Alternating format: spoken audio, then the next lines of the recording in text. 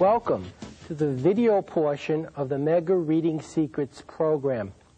I'm the instructor, Howard Berg, and I'm pleased that you've selected my program as a method for improving your reading comprehension and speed. What we'll be doing on this videotape portion of the program is learning how to use our hands to speed up the rate at which our eyes scan information in the text. Now, you might be wondering why this is necessary. The eye, left to itself when reading in a book, will often linger. For example, I'm going to open up to a chapter in Kevin's Mega Memory book. You could be watching me for now, but when you're ready to do this, we'll be going into the simple nonfiction book suggested in the introduction to the program. Now, as my eye goes across the line of the page, I might see a word that's extra interesting. And what that might cause me to do is to stop and linger. Now, how many times has that happened to you during a read in a book? Suddenly you find something fascinating and say, let me read it again. Well, when you're speed reading, you don't read it again. Nothing's changed. The words are exactly what they were before. Habits like this are robbing you of valuable reading time and slowing you down unnecessarily. Another common visual problem for many people is a habit called visual regression. And visual regression occurs when the eye has to return and reread words. For example, in Kevin's book, if I was suffering from visual regression, I'd be reading it like this.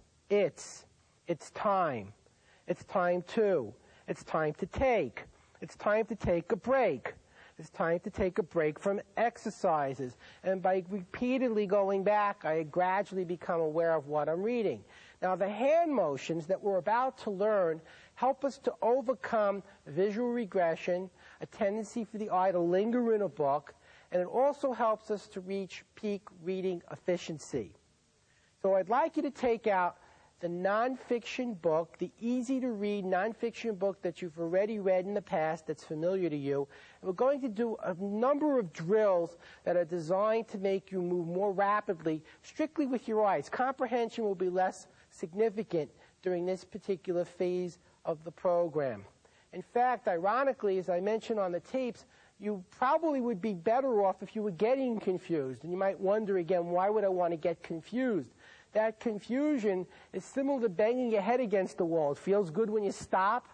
Well, when you stop feeling confused by going very quickly in a book, your brain actually works faster and comprehends.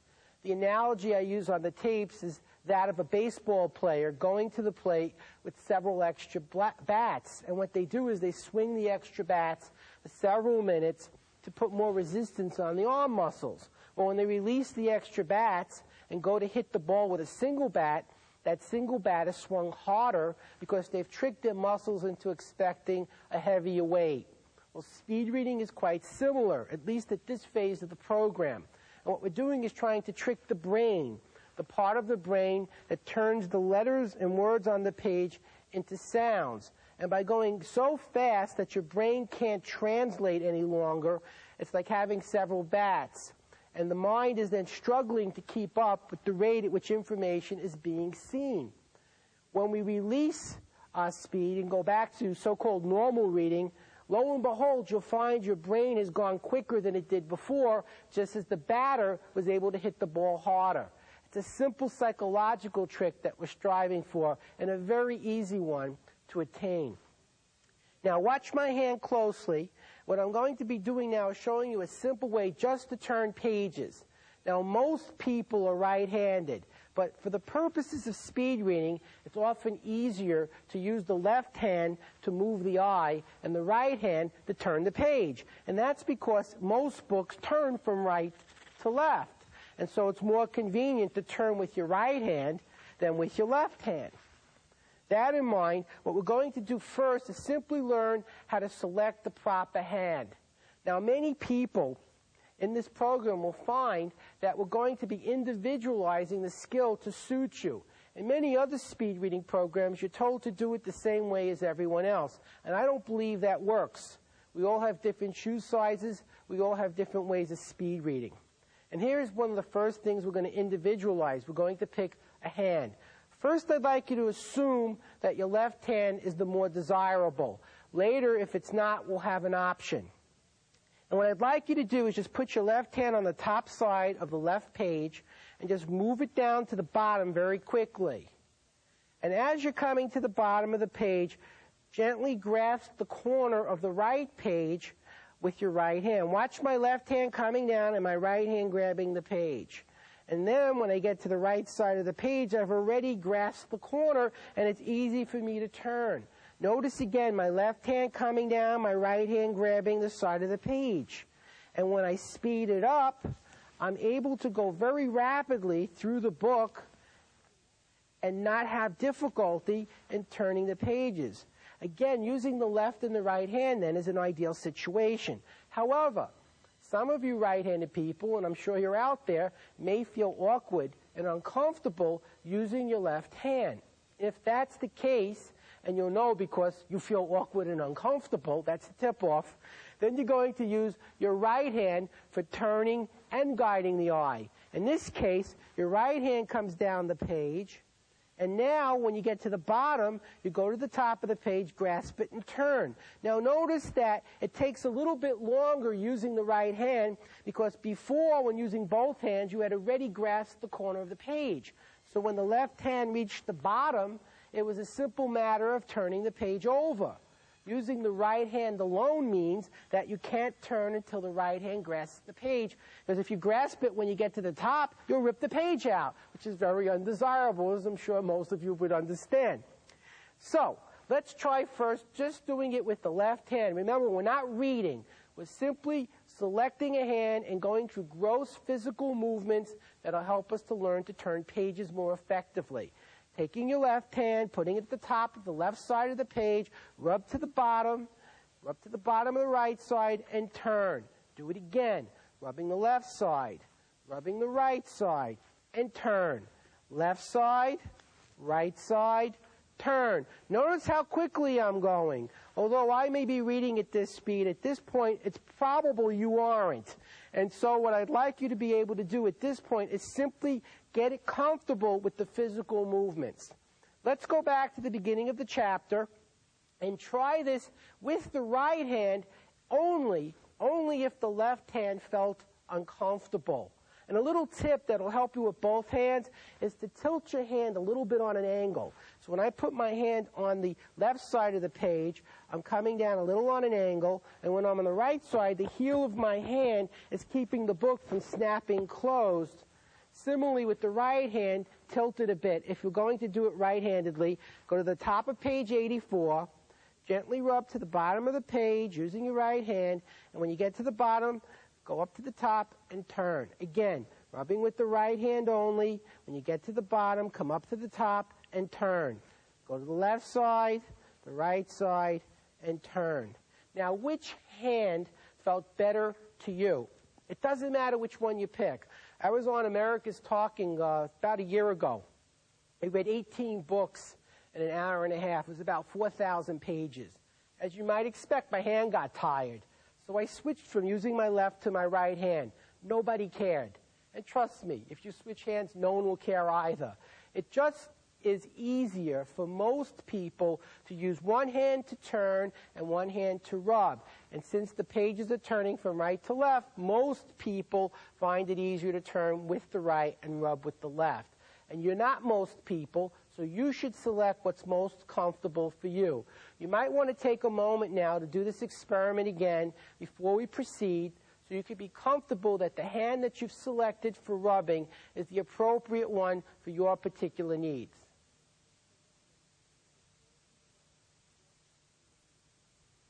Size page. The peripheral vision in a human eye is not strong enough to clearly see words on the edges. So if you go down the middle, there's a high probability in many books that you will miss important information. Instead, by going completely across the line, as I indicated, your eye will take in all the important data. Now, there are 3 possible positions that the eye can have in relationship to your hand, and I'm going to show them to you now. First, your eye can, pretending this hand is the eye, your eye can follow your hand. Notice how the eye is following the hand. The hand's job is to pace the eye. The hand controls the rate at which the eye is moving. If the hand speeds up, the eye speeds up. It's very important not to let the eye control the rate of motion and that the hand is in control. That's the most important skill you could be learning right now. Now, another position that we can have is to have the eye, this is the hypothetical eye, in front of the hand. And now the eye is being pushed across the line. Same situation, the hand controls the rate of movement. The third possibility is to have the hand under the information you're going to read, and the eye is above it. And particularly for some of the ladies who have long cuticles, they find this very helpful. And as your hand goes across, your eye follows above the hand.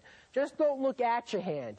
It doesn't have any information, and some people find the hand sometimes distracts them. If that should happen, simply move your eye a little further ahead of your hand so it becomes less of a distraction. The hand's real function is just to keep the pace constant. Now, watching closely, I'm reading one line at a time. My hand is moving my eye comfortably across the page as quickly as possible with comprehension. Now, for our purposes, comprehension means that you understand what you're reading when you look at it. The fact you're not retaining anything at this point in the program is irrelevant. We will deal with that in later tapes. Comprehension is extremely important. But right now, our focus is simply on mechanically increasing the rate at which the eye is perceiving information in the text. So again, the hand moves across the line as quickly as possible with comprehension.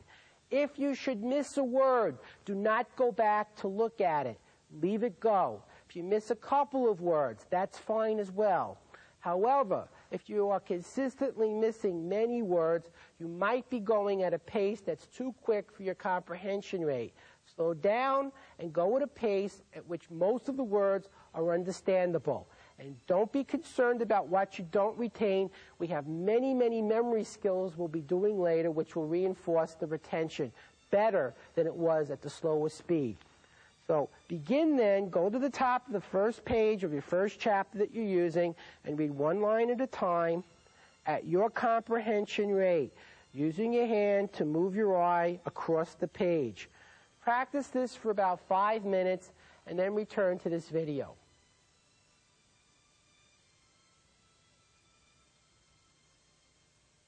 Welcome back. You've learned now how to look at one line at a time going from left to right. The next skill that I'd like to teach you is how to look at several lines at a time going back and forth using your hand. Now, what you will be doing is learning to read backwards.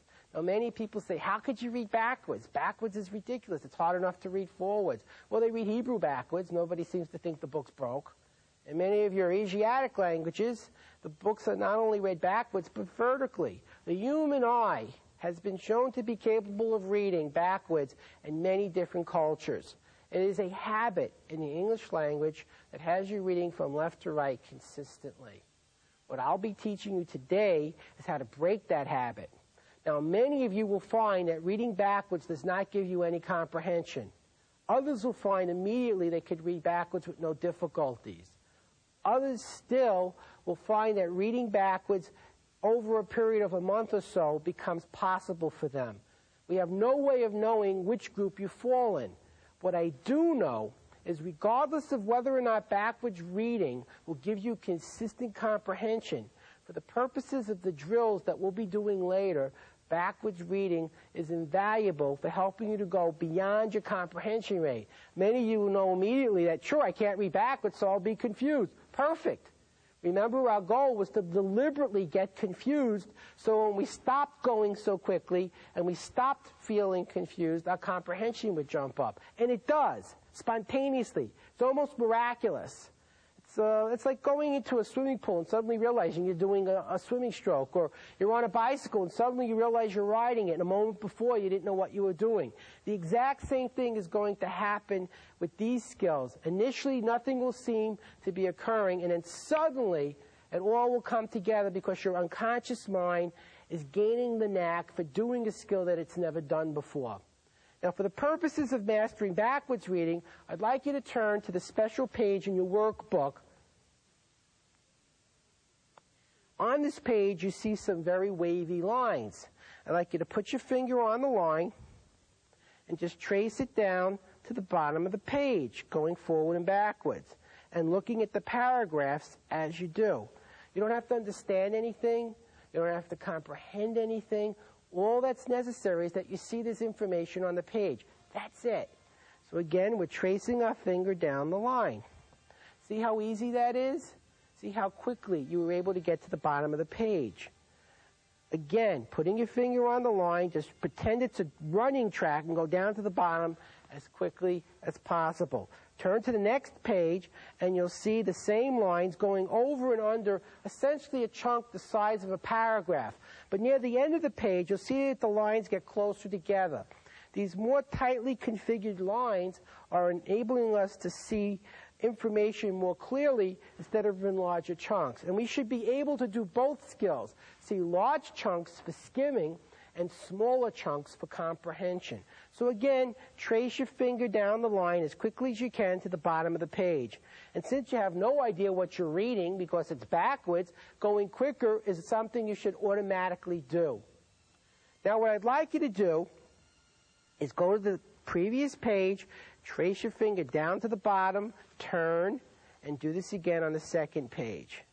And what you've just learned to do is to pace your eye physically down to the bottom of a page at a very high rate, looking at text forward and backwards, disregarding the comprehension difficulties you're experiencing, the confusion, perhaps even a slight disorientation because it doesn't look right, are completely normal and expected and highly desired. And as you will see when you return to the tapes, as a result of having mastered these hand movements, which are quite simple, you will shortly, in about 45 minutes from now, have doubled to quintupled your reading speed. At that point, we're going to begin the memory and comprehension skills that will enable you to understand the text at these higher speeds better than before. Take a few minutes to practice the skills that I've just demonstrated, and when you're done, go back to the audio tapes and complete the program.